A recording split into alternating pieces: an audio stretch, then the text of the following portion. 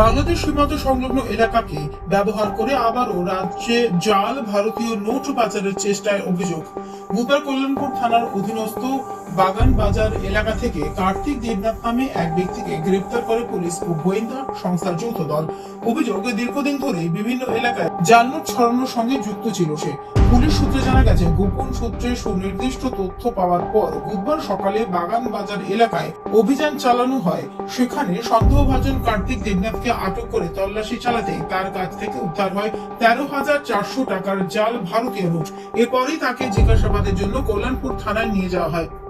ধৃতকে জেরা করে পুলিশ পরে খোয়াই থানার অধীনস্থ মহাদেবটিলা এলাকায় তার বাড়িতে অভিযান চালায়। নির্বাহী ম্যাজিস্ট্রেটের উপস্থিতিতে বাড়িতে তল্লাশি চালিয়ে আরো 7,000 টাকার বেশি জাল ভারতীয় নোট উদ্ধার করা হয়। পাশাপাশি উদ্ধার হয়েছে বেশ কিছু নিষিদ্ধ সামগ্রীও।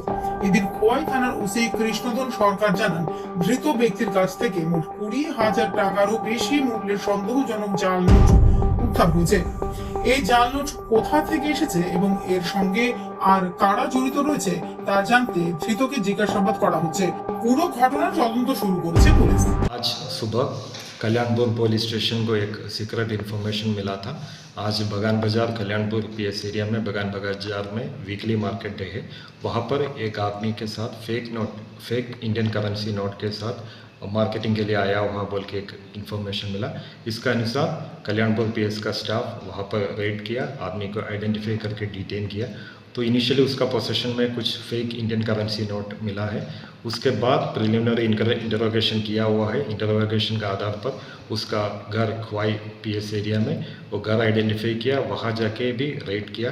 रेड का साथ टोटल अभी तक 22,600 इंडियन रुपीस का फेक नोट रिकवरी किया हुआ है।